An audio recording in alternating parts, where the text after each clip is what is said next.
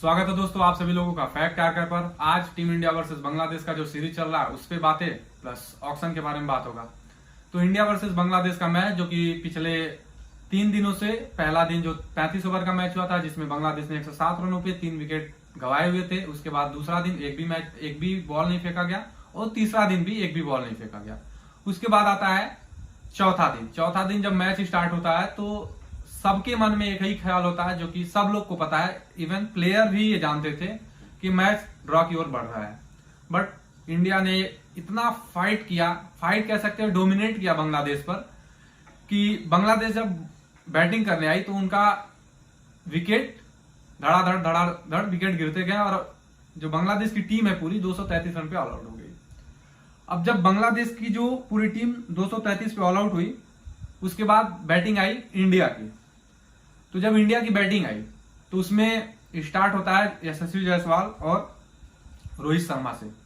यशस्वी जायसवाल जो कि शुरुआत पहले ही ओवर में 3 चौके जड़ देते हैं। अब जो इंटेंशन था वो साफ हो चुका था, जो एक मोटो था कि इंडिया को ये इंडिया जो है मैच जीतने आई हुई है ना कि ड्रॉ कराने, क्योंकि ड्रॉ तो ऑलरेडी आप कह सकते हो कि हो सकता है, अभी भी हो सकता है, ऐसा नहीं कि टीम इंडिया जीत जाएगी। बट इंडिया ने इतना जबरदस्त डोमिनेट किया है कि अब सबको ये उम्मीद जग गई है कि इंडिया यहां से मैच जीत सकती है, जो कि पिछले 2 दिन के बारिश के बाद किसी को नहीं लग रहा था कि इंडिया यहां से मैच जीत पाएगी। लेकिन इंडिया ने पहले ही ओवर में जब यशस्वी जायसवाल ने रन 3 चौके जड़ दिए, उसके बाद जब 6 बॉलों में 12 रन बनाए थे यशस्वी जायसवाल ने, तो लगा कि बहुत तेज शुरुआत है टीम इंडिया की, इतना तेज शायद रोहित शर्मा सामने से नहीं कर पाएंगे। लेकिन रोहित शर्मा आते हैं और पहले ही गेंद पे 6 जड़ देते हैं, जो कि पहले गेंद पे 6 जड़ने वाले बल्लेबाज टेस्ट क्रिकेट में हैं। लेकिन 2 बॉलों पे 2 छक्का जड़ने वाले पहले बल्लेबाज बन चुके हैं रोहित शर्मा, वो भी कप्तान के तौर पे, ओपनर के तौर पे। अब तक कोई ऐसा नहीं था कि जो ओपनर के तौर पे 2 गेंदों पे लगातार 2 छक्का जड़ा हो टेस्ट क्रिकेट में। तो रोहित शर्मा खाता खोलते हैं 6 से, फिर दूसरे बॉल पे भी छक्का मारते हैं। उसके बाद एक बॉल जाता है और बॉल जो है बैट से लगी हुई होती है और कीपर के हाथ में जाता है। कीपर के हाथ में जाने के बाद किसी को नहीं लगता है कि बैट से लगी हुई है, लेकिन कीपर थोड़ा सा अपील करता है, बहुत मतलब उनका भी कोई वो नहीं था कि हम एक आउट के लिए अपील कर रहे हैं, बस वो हाथ उठा देते हैं ऐसे कि आउट। बट रोहित शर्मा भी कोई रिएक्शन नहीं देते हैं, अंपायर भी नॉट आउट दे देता है। फिर थोड़ा सा इन लोग का लगता है कि रिव्यू लेंगे, बट उन्होंने रिव्यू भी नहीं लिया। फिर जब दूसरा ओवर स्टार्ट होता है तो उसमें रिप्ले में दिखाया जाता है कि रोहित शर्मा वहां पे आउट थे, बैट से लगा हुआ बॉल था। बट ओवर बीत चुके थे तो रोहित शर्मा को एक जीवनदान मिल गया। अब उसके बाद जीवनदान मिलने के बाद रोहित शर्मा ने एक और छक्का जड़ा। लेकिन फिर आता है स्पिनर पे पहले एलबीडब्ल्यू आउट होते हैं, अंपायर आउट दे देते हैं, तो रोहित शर्मा फिर से रिव्यू लेते हैं। अब रिव्यू लेने के बाद जब रोहित शर्मा देखते हैं रिप्ले में कि वो नॉट आउट है, तो गुस्से में शायद अंपायर को कुछ कह रहे होते हैं, कुछ भी हो सकता है, वो गाली दे रहे हैं, गुस्से में भड़ास निकाल रहे हैं, जो भी हो सकता था। तो गुस्से में बहुत मतलब उनका एग्रेशन दिख रहा था। तो उसके बाद ये होता है कि रोहित शर्मा बच गए, अब लगता है कुछ करेंगे, लेकिन नेक्स्ट बॉल पे बोल्ड हो जाते हैं। नेक्स्ट बॉल पे जैसे ही बोल्ड होते हैं फिर गुस्से में वो बाहर निकलते हैं। उसके बाद सुमन गिल आते हैं, उन्होंने भी अच्छी पारी खेली। जायसवाल जो कि 70+ रन बना दिए 51 बॉलों में।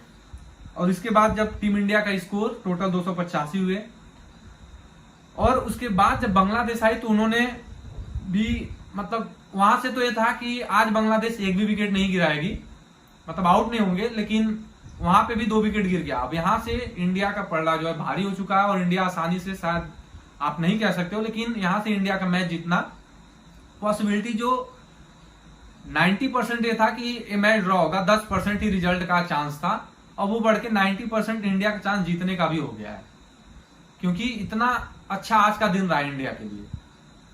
तो एक एक प्लेयरों पे अगर हम बात करें कि कैसे कैसे एक एक प्लेयर ने अपना इंटेंट दिखाया, कैसे पारी खेला। हाँ, 1-2 प्लेयर थे जो नहीं खेल पाए, लेकिन जरूरत के हिसाब से उन्होंने बैटिंग किया। तो यशस्वी जायसवाल जो कि पहले ही ओवर से आक्रामक बल्लेबाजी की, 70+ रन बनाए। उसके बाद जब आउट हुए तो इंडिया एक अच्छी स्थिति में थी। उसके बाद सुमन गिल ने भी अच्छी पारी खेली, ताबड़तोड़ पारी खेली। फिर जब रोहित शर्मा और यशस्वी जायसवाल आउट होते हैं तो सबको अब लगता है कि विराट कोहली, जो कि पिछले 10 सालों में एक बार भी ऐसा नहीं हुआ था कि वो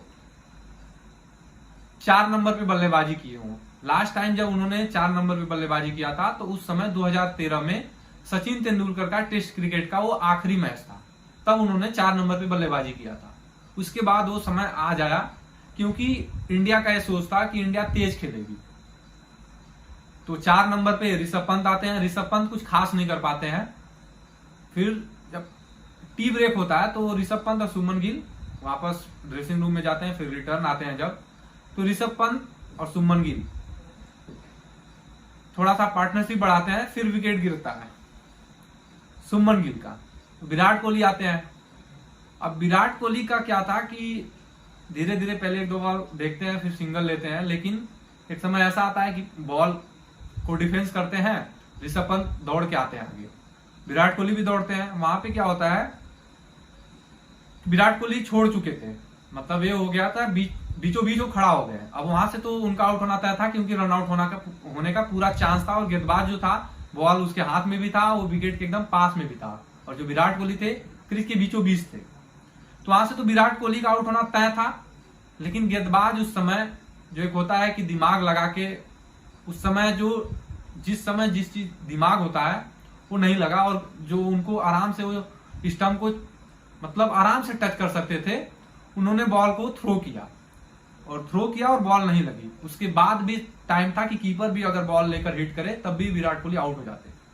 फिर विराट कोहली गुस्से में ऋषभ पंत को देखते हैं और बाद में हक कर लेते हैं दोनों लोग। तो यहाँ पे विराट कोहली कह सकते हो कि उनका जीवन दान एक मिल चुका था। उसके बाद उन्होंने थोड़ा पारी को आगे बढ़ाया, उसके बाद मतलब उनको एक कह सकते हो कि आज लक था उनके साथ। फिर लास्ट में 47 बनाते हैं और 47 पे वो बोल्ड हो जाते हैं। तो विराट कोहली का भी एक अच्छा इनिंग रहा। उसके बाद सबसे बड़ा जो किरदार आज निभाया है वो एक प्लेयर, जो कि सब लोग उस पर क्वेश्चन उठाते हैं, टेस्ट क्रिकेट हो या वनडे हो या T20 हो, सब लोग उस पर सवाल उठाते हैं कि वो स्लो खेलता है। भाई अगर वो वनडे खेल रहा है तो वनडे की तरह ही खेलेगा, टेस्ट खेल रहा है तो टेस्ट क्रिकेट की ही तरह खेलेगा। लेकिन सबको ये चाहिए कि भाई वो टेस्ट भी खेल रहा है तो T20 की तरह खेले।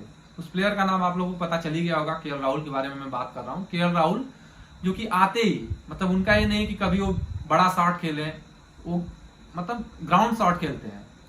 लेकिन सबसे जो तेज पारी थी यशस्वी जायसवाल के बाद 50+ रन का, वो KL राहुल का था।